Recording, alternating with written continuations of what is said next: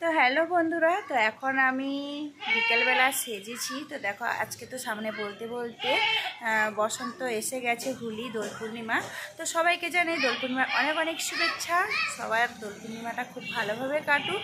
তো আমি তাই জন্য এইভাবে সাজ সেজেছি। তো কেমন লাগছে কমেন্টে জানিও। তো এইভাবেই সাজা মানে আমি রিলস বানাবো বলে এই জন্য এইভাবেই সাজ সেজেছিলাম।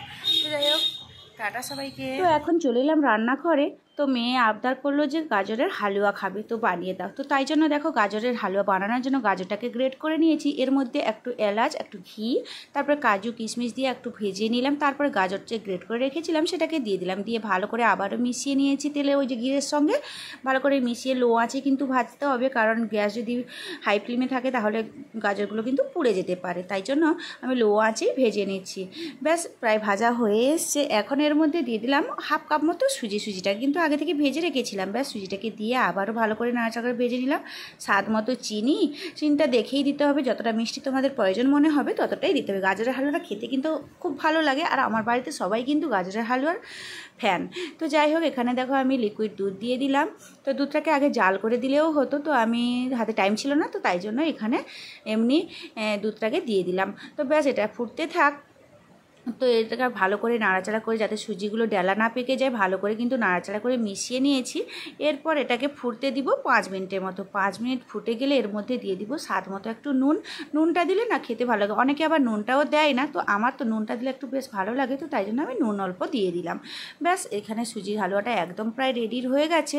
এটাকে আর একটুখানি 2-3 মিনিট মতো ফুটাবো, তারপরে এটাকে আমি বন্ধ করে রেখে দিব। বন্ধ করে রেখে দেওয়ার পরে কিন্তু গাজরের হালুয়াগুলো একদম শক্ত হয়ে যাবে। তো যাই হোক, তো তোমরাও যদি গাজরের হালুয়া খেতে ভালোবাসো অবশ্যই কমেন্টে জানিও। তো আমার বাড়িতে সবাই কিন্তু গাজরের হালুয়া খেতে খুব ভালোবাসে। আর রেসিপিটা কেমন লাগলো কমেন্টে জানিও। তো এখন আমি রাতের খাবারটা বানাবো। তো আজকে বানাবো ভাবছি লুচি আর পনিরের তরকারি। তো তাই জন্য এখানে দেখো আমি ময়দার লেচিগুলো কেটে লুচিগুলো বানিয়ে রেখেছিলাম, আর লুচিগুলো খালি তেলে ভাজলেই হয়ে যাবে। তো আজকের ব্লগটা এই পর্যন্ত। সবাই খুব ভালো থাকবে, সুস্থ থাকবে, সাবধানে থাকবে। আর ব্লগটা কেমন লাগলো অবশ্যই আমাকে কমেন্টে জানাবে, আর ভালো লাগলে একটা লাইক করে দিবে। তো যাই হোক, প্রায় আমার লুচিগুলোও কিন্তু ভালোভাবে ফুলে উঠেছে আর ভাজাও হয়ে গেছে।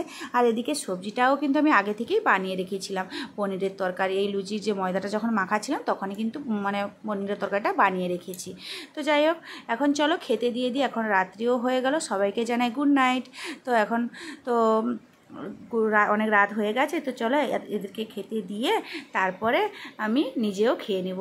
তো তোমাদের যদি না খাওয়া হয়ে থাকে তোমরাও খেয়ে নিতে পারো। তো টাটা সবাইকে, গুড নাইট, ভালো থেকো, সুস্থ থেকো, সাবধানে থেকো। দেখা হচ্ছে নেক্সট ভিডিওতে। আর ইউটিউব থেকে দেখলে চ্যানেলটিকে সাবস্ক্রাইব করে দিও, ফেসবুক পেজ থেকে দেখলে পেজটিকে ফলো করে পাশে থেকো। টাটা সবাইকে।